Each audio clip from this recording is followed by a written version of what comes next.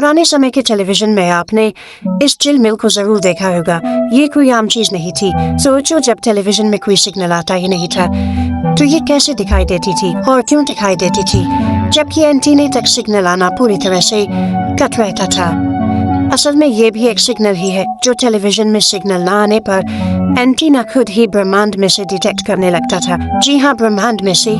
पहले हम सोचते थे कि ये बेवजह ही दिखाई देती है और इसका कोई मतलब नहीं है, लेकिन ये वो चीज है जिससे हमने ये पता लगाया कि जिस ब्रह्मांड में हम मौजूद है ये सचमुच एक बड़े धमाके से अस्तित्व में आया है।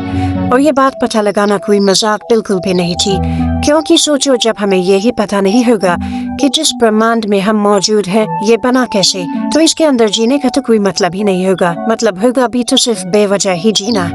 जैसे अगर हम आज एक सोचने वाली रोबोट को बना दे और उसे यूं ही किसी ग्रह पर छोड़ दे तो वो क्या करेगा, क्या सोचेगा?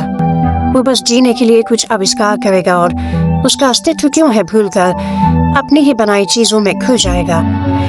लेकिन जब एक बार तो अमेरिकी वैज्ञानिक अंतरिक्ष से आने वाले सिग्नल्स को स्टडी करने लगे तो उन्होंने पाया कि चारों दिशाओं से एक अनजान सिग्नल बार बार उन तक पहुंच रहा है। लेकिन वो ये सोच रहे थे कि ये रिसीवर में कोई धूल मिट्टी या किसी छोटी ऊंच नीच की वजह से हो रहा होगा।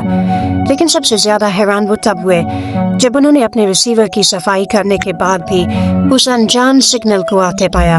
और क्योंकि वो अंतरिक्ष वैज्ञानिक थे तो वो ये जल्द ही समझ गए कि ये सिग्नल रिसीवर में किसी खामी की वजह से नहीं बल्कि एक्चुअल में बाहर से हम तक पहुंच रहा है। तो उन्होंने रॉबर्ट डीके, जो उस वक्त के प्रसिद्ध अंतरिक्ष वैज्ञानिक थे, उन तक ये जानकारी पहुंचाई। जो उस वक्त बिग बैंग मतलब ब्रह्मांड एक बड़े धमाके से ही अस्तित्व में आया था, इस बात को साबित करने में ही लगे थे।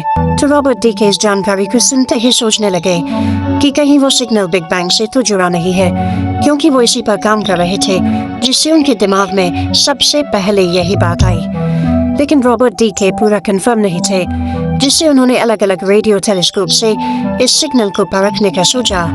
और उन्होंने भी पाया कि सभी सिग्नल्स के पीछे एक हल्का सिग्नल एक्चुअल में आ रहा है। और जब उन्होंने सभी रेडियो टेलीस्कोप के बाद एक नॉर्मल सेंसिटिव एंटीना का इस्तेमाल किया तो वो दंग रह गए ये देख के कि एक नॉर्मल सेंसिटिव एंटीना भी इसे डिटेक्ट कर पा रहा था, जिसका सबूत टेलीविजन में दिखने वाली ये झिलमिल दे रही थी।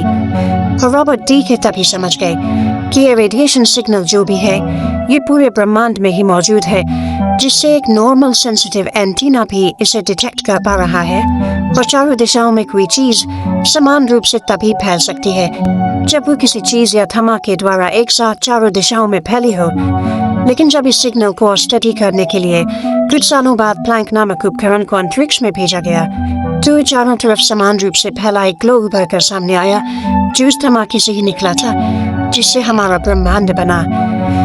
और जब उस ग्लो के फोटोन हमने डिटेक्ट किए, मतलब लाइट डिटेक्ट की, तो उनकी लो वेवलेंथ को स्टडी करके सामने आया कि ये लगभग उस समय से ही ट्रैवल कर रहे हैं जिस समय हमने बिग बैंग मतलब इस ब्रह्मांड के जन्म का अनुमान लगाया है, जिससे रॉबर्ट डीके 100% कंफर्म हो गए कि ये सिग्नल रेडिएशन बिग बैंग से ही निकली थी, जिसे हमने कॉस्मिक माइक्रोवेव बैकग्राउंड रेडिएशन नाम दिया।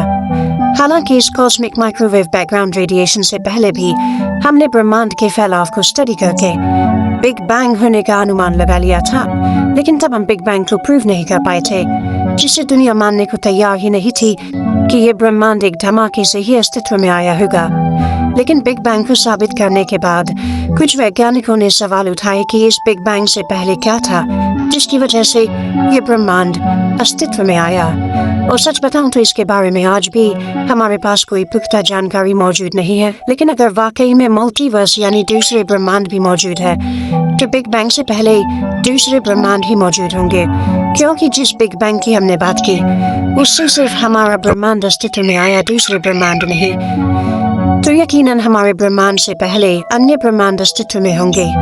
लेकिन फिर भी हमारा ब्रह्मांड क्यों अस्तित्व में आ गया, इसकी आज भी हमारे पास कोई पुख्ता जानकारी मौजूद नहीं है। और होगी भी कैसे, क्योंकि हम तब की खोज करने में लगे हैं जब किसी चीज का अस्तित्व था ही नहीं, और अगर कुछ वजूद में था भी जिसकी वजह से हमारा ये ब्रह्मांड वजूद में आया तो वो सब कुछ ऐसे मैटर का बना होगा जिससे हमारे ब्रह्मांड के सभी प्रकार के मैटर भी इंटरेक्ट ना कर पाते हो, क्योंकि वो कुछ और ही होगा। और अगर आपको ऐसी ही वीडियोस और भी देखनी है तो इस पेज को फॉलो जरूर करना।